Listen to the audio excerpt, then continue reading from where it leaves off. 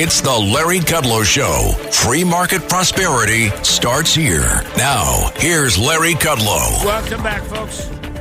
We're going straight to John Carney, Breitbart economics editor, co-author of the Breitbart Business Digest. John, I've been missing you all week. Being in Milwaukee, I've missed you. But now you're back, and we'll get you back on the TV show this coming week. So one point I want to talk to you about, it came up in the first segment. Our friend Roger Stone mentioned it. You know, the platform, the Trump platform, which he basically wrote, I might add. A lot of us contributed to it, but he rewrote it. It's a growthy platform. You know, it's about raising real wages, and it's about cutting inflation and drill baby drill and deregulating and tax cuts. And he said it in his acceptance speech on Thursday night. I mean, he went right at it. We're going to raise incomes, and he talked about how the tax cuts were successful. And the Laffer curve, he didn't mention the Laffer curve per se, but he said revenues went up, not down. Good enough for me. I mean, that's going to be a big thing. The Democrats don't have a growth message. They have a redistribution message, and real wages have fallen. So what do you make of that? I mean, Trump was absolutely explicit, and so was the platform. Growth, growth, growth. I think that's right. Trump really has a great opportunity here because the Democrats have actually sort of run away from growth. They don't like growth. Even when, you know, so for instance, Larry, they know we have a housing affordability problem. Obviously, building houses is the way you deal with a shortage of housing. Instead, they come up with things like national rent control. So you're absolutely right. They're about redistribution. National rent control, by the way, will actually make the housing shortage worse because that's what happens when you put in a price control. You create a shortage. So they're actually going the other way. They don't like growth because it means you use more energy. They hate using more energy. They don't like growth because it means somebody's making money, and that drives the Democrats crazy. They don't want to build. Why don't they want to build more houses to address the housing shortage? Because developers would be making profits then, and that drives them nuts. So Trump rightfully sees this as a great opportunity to run on growth and prosperity rather than the fighting over the pie that the Democrats want to do. We can grow it, and that's great. Right. The Democrats, that's right. The Democrats want to redistribute the pie. Trump goes back to the old Reagan adage, let's grow the pie larger. That's a big thing. I'm looking at your article. I guess it's from yesterday or the day before. Why is Biden pushing something as dumb as rent control? Why is he? I mean, I thought the whole economics profession, everybody gave how stupid rent control is. I mean, the only people that still love rent control are the socialists in New York City and so forth. The rest of the world knows that rent control is stupid and dumb. Well, this is actually a very big problem with Joe Biden right now. The moderates of his own party don't want him running. They know that he is in a lot of trouble, that he can't handle the job. So you've had people like Tester and lots of moderates fleeing.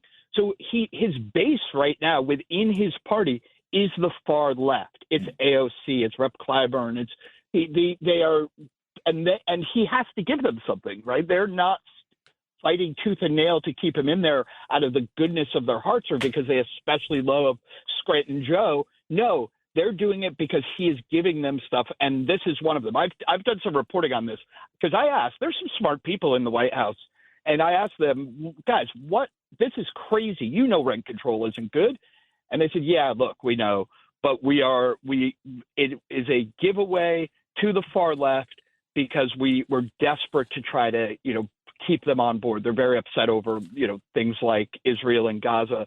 So they're thinking of defecting. They're trying to keep them on board. And the problem with that is if Joe Biden were to win, he already governed way to the left of where he ran in 2020. If he were to win this time, he will govern even further to the left. It will be even more redistribution, even more anti-energy policies. So I actually think it's going to be self-defeating. He can give this stuff away. Americans know that price controls are bad. Rent control is bad. And so when they see this, they just think, okay, this is Looney Tunes land. I'm not going to vote for this. So what is he going to run on? Or what is the Democrats going? I mean, in economic terms, Biden's first term was such a failure. I don't see. I mean, if another Democrat emerges, Kamala, but whoever, they're going to have to defend Joe Biden's record. I mean, Trump will just transmogrify them because they're Democrats and they all supported Biden. And anybody in the Senate, right? They all voted for Biden 99.9% of the time. So I don't see what the difference is. So go ahead, don't run against Biden, run against somebody else, the same record. It is the same record. And think about how bad Biden's record is, that for the very first time in American history, we had a Teamster, the head of the Teamsters, address the Republican convention. Never happened before. Right. By the way, I love that. The Teamsters reached out to both parties and said, hey, can we come speak at your convention? The Democrats, as of Friday, still haven't invited the head of the Teamsters to come participate.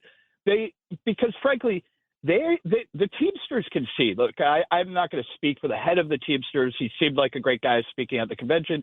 But Teamsters know that the anti-energy policies of the Biden administration are actually also anti-Teamster. They're also anti-UAW. These guys, their program has been such a failure. And you're right, it's all the Democrats. It's not just Joe Biden.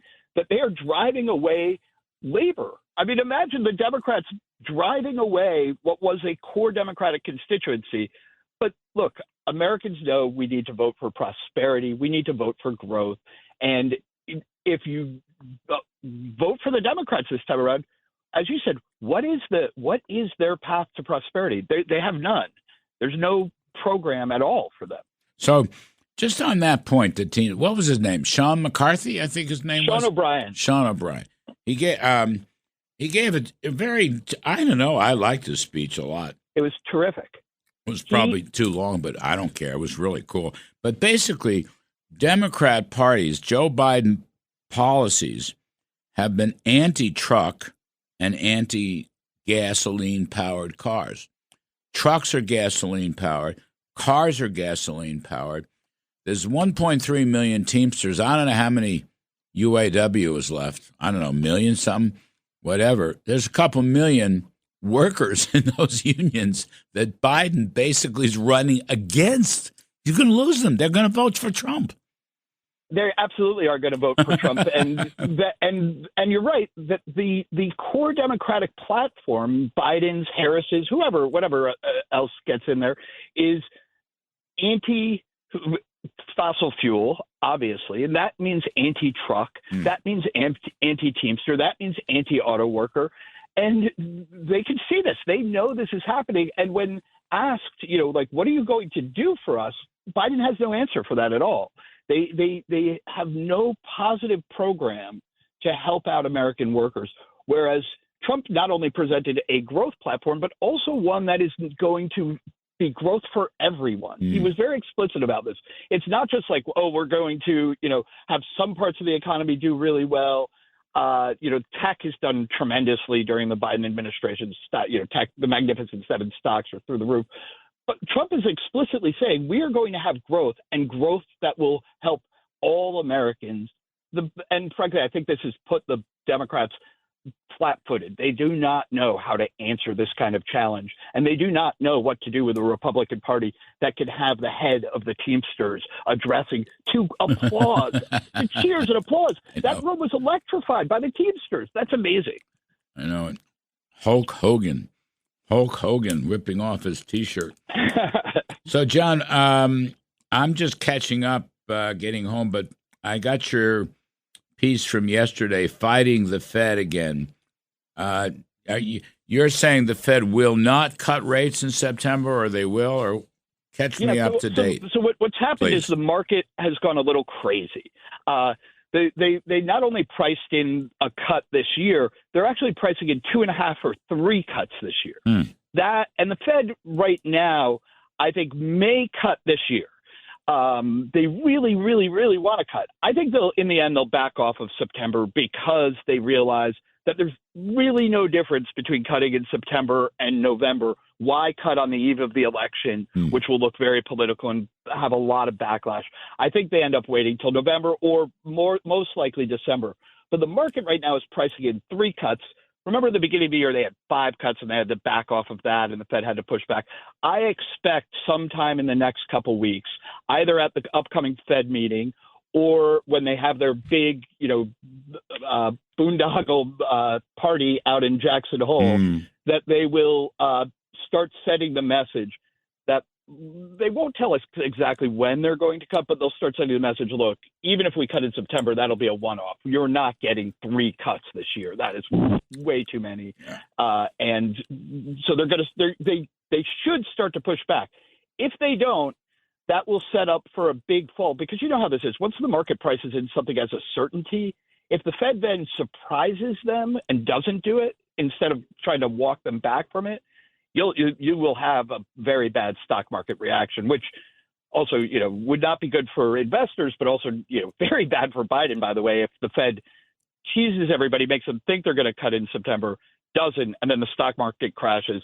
That would also look political. So the wisest thing for them to do would be over the next couple weeks, start trying to talk people back from the edge of this 2.5 to 3 cuts. All right. John Carney is Breitbart economics editor and co-author of the Breitbart Business Digest, which is must read. Thanks, John. Folks, we'll take a quick break. On the other side of the break, Wall Street guru Jason Trennert will come on. He was at the convention with me. He's a dear friend, one of the smartest stock market guys. We'll get his take on life, liberty, and the pursuit of happiness. I'm Kudlow. We'll be right back. This is the Larry Kudlow Show.